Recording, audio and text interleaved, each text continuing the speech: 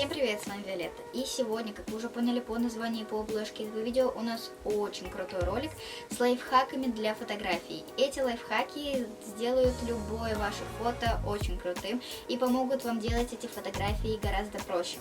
И также сегодня я буду приводить вам примеры из фотосета в лесу, и таким образом это будет еще и идеи фотографий в лесу.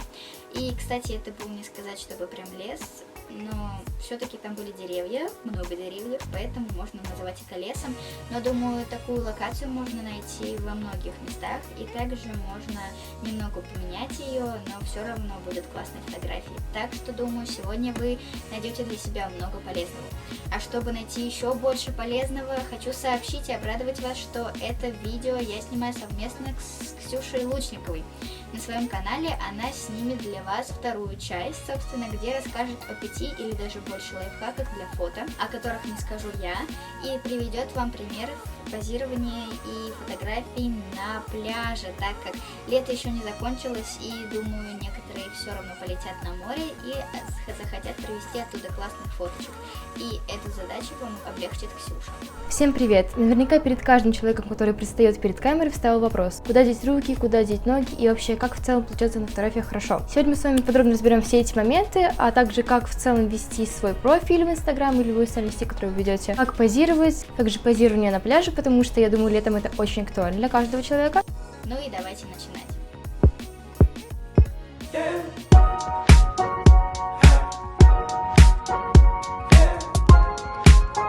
Самое первое, это, по моему мнению, самое важное. Вам нужно придумать историю. Например, лично я придумываю историю, как я иду на пикник в лес, собственно. И фотографируйте каждый свой, так скажем, шаг. Например, сначала, как вы идете, и это, кстати, моя самая любимая фотография, наверное, в моей жизни, поэтому я даже не знаю, мне хочется впихнуть ее везде, на баннер, на обложке, на аватарке.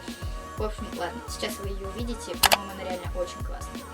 Дальше вам нужно, например, расстелить плед, смотреть на солнце. В общем, придумайте что-нибудь, и ваши снимки должны как-то перекликаться с историей.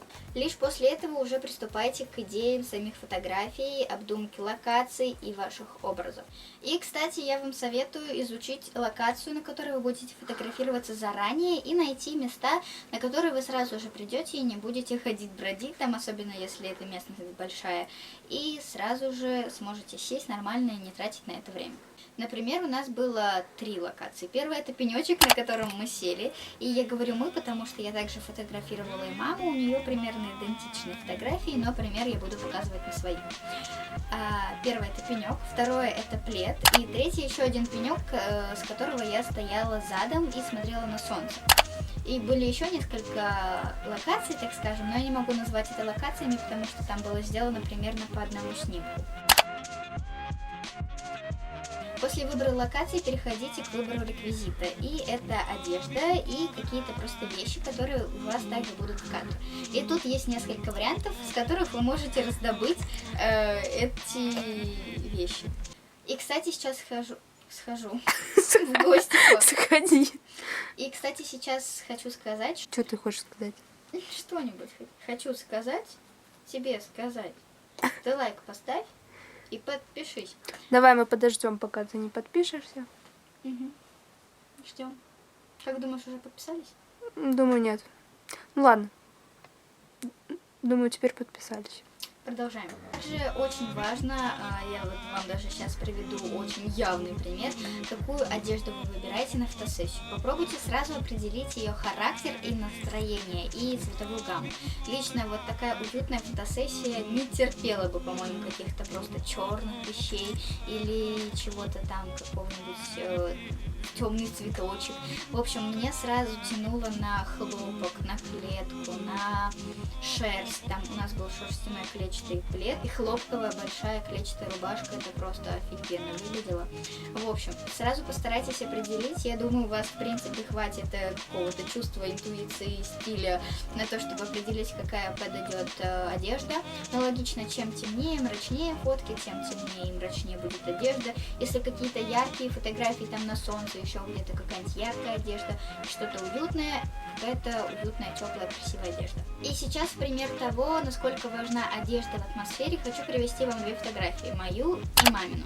Мы сделали эти фотографии в поле, когда ехали в Беларусь, и я была одета в белую футболку, которая достаточно хорошо сочетается с атмосферой поля, и мама, которая была одета в сиреневый фиолетовый свитер и джинсы, и будто бы вот выделялась, отделялась и была чем-то лишним и чужим в этом поле. Ну, а теперь давайте перейдем к реквизиту. Первое, это, конечно же, нужно хорошенько вспомнить или даже перешерстить свой дом и выбрать все, что, по-вашему, будет как-то подходить под ваши снимки.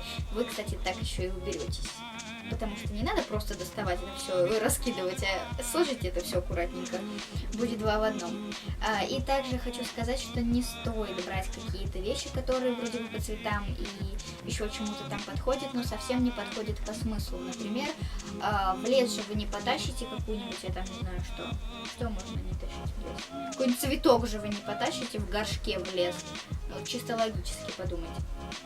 Подойдут, лично под мою фотосессию очень хорошо подошла корзинка, в которую мы сложили вещи красивые, плетеные. Ее, кстати, мы взяли у соседей, и это следующий способ, чуть-чуть расскажу о нем попозже. Плетеная красивая корзинка, шерстяной плед, подушечки, какие-нибудь, книжка. В общем, подумайте, что подойдет по смыслу и по внешнему виду. Да, все не так просто.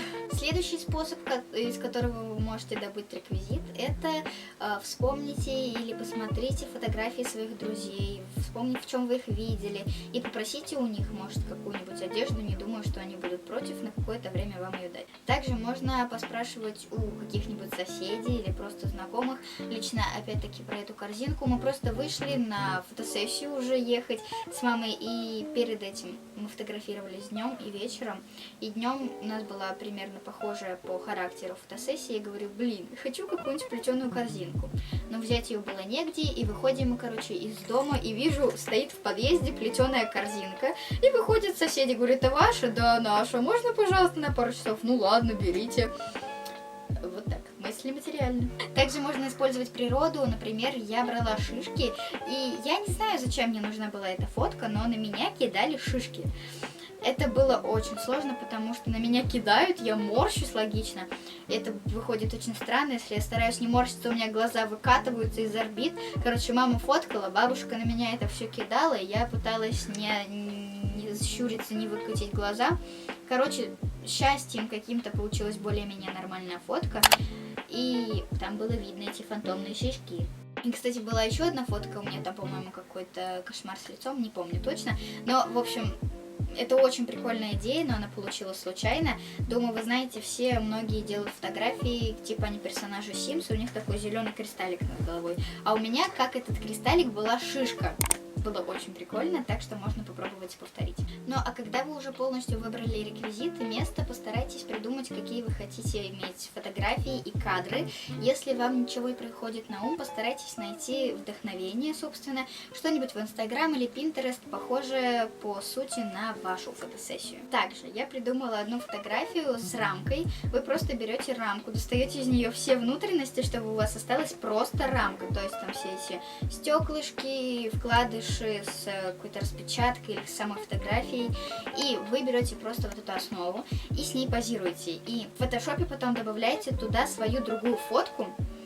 И знаете, когда вы просто фотографируетесь, ну, рамка и рамка, вы попробуйте представить фотографию после ее обработки, и особенно если на ней присутствует много фотошопа, и изобразите свои эмоции к готовой фотографии. Например, вот в рамке, которую вы держите, какая-то там левая ваша фотка, которой на самом деле в ней нет. Но это логично будет какое-то удивление. Постарайтесь сделать какое-то удивленное лицо. И да, к слову про удивленное лицо, не старайтесь быть всегда фарфоровой куклой. У вас должны быть эмоции. Вы можете сначала отвести взгляд, потом посмотреть в камеру, потом как-нибудь там рассмеяться, с кем-нибудь разговаривать, отвернуться. Короче, не делайте фотографии однообразными и просто пялящимися в камеру. Также, чтобы лучше передать атмосферу созданной вами фотосессии и для того, чтобы разбавить ленту, лично у меня 3 из 6 фотографий это фотографии меня, а 3 из 6 это что-то иное, например, природа, что-то вроде раскладок или, например, моя рука, то есть я сделала фотографию с рукой на книжке. И здесь также очень важно, постарайтесь быть настоящими, реалистичными и принять какую-то реалистичную позу руки. Сейчас я вам покажу два примера, на котором рука у меня лежит очень странно и нереалистично, и где я ее расслабила и постаралась сделать так, как бы я сделала это, если бы спокойно читала. Согласитесь, второй вариант выглядит гораздо лучше, так что постарайтесь быть естественными. Ваши руки должны быть расслабленными, легкими, изящными, потому что вы девушка, а не какой-то суперсильный Халк с напряженными руками. В целом, фотография, на которой руки девушки расслаблены, смотрится очень легкой, летящей, воздушной. А для полной передачи атмосферы я вам советую делать снимки природы, снимки в полный рост. Позируйте на носочках, даже если фото не в полный рост, так как ваши ноги визуально удлиняются, а мышцы становятся рельефнее за счет того, что, пытаясь балансировать в таком положении, вы их напрягаете. Портретные снимки и также снимки в движении. И последнее, это, мне кажется, очень классные вещи, так как получаются очень классные и живые кадры, которые делают фотографию очень-очень классной и атмосферной. Например, как вы расстилаете плед. Просто делайте это и попросите человека щелкать бесперерывно.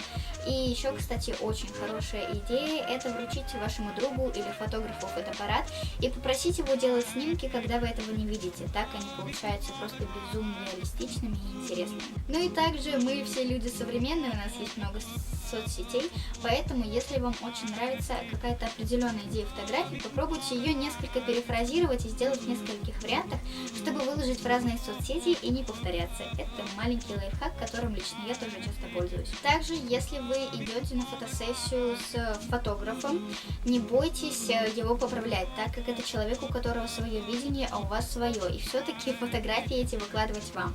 Так что, если вы видите что-то в кадре, которое он вам показывает, что вам не нравится, поправьте, скажите, может быть, встать немного с другого угла, или сфотографировать выше, ниже, ближе, дальше. В общем, не бойтесь высказывать свое мнение. И также слушайте его идеи, даже если они вам кажутся какими-то странными и подозрительными, возможно, они вам понравятся на деле, а не на объяснениях. И да, если вы также хотите воплотить какую-то свою идею, но фотограф не может понять ее на словах, покажите ее на нем, от этого никто не умрет, но вас человек поймет. Ну и также я не устану напоминать, что когда вы делаете фотографии, сделайте их в двух вариантах, со вспышкой и без вспышки, так как абсолютно разные кадры на одном и том же даже месте могут выглядеть лучше со вспышкой или же без вспышки. А если фото на солнце, то просто беспроигрышный вариант: поднять голову, показать шею, роскошно будете выглядеть.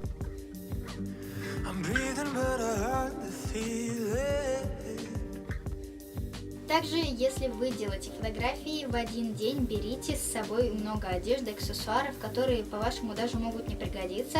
Чем больше, тем лучше, и поверьте, можно применить все, вдруг вам придет спонтанная идея, и как раз-таки у вас с собой окажется то, что вам подойдет. Также, как и со вспышкой, делайте фотографии днем и вечером.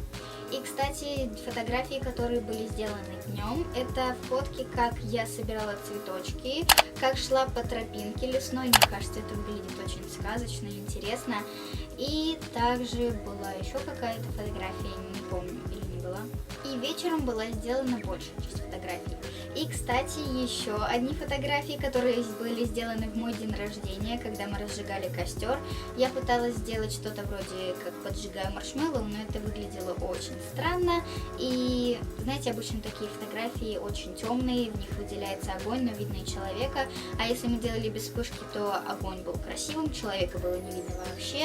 А если делать со вспышкой, то все получается кошмарным. В общем, мне кажется, если сделать эту фотографию именно ночью, то получится хорошо.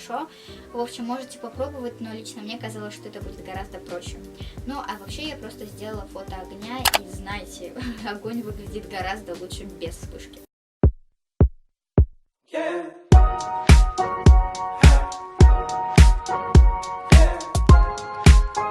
В общем-то, не забывайте переходить на канал Ксюши.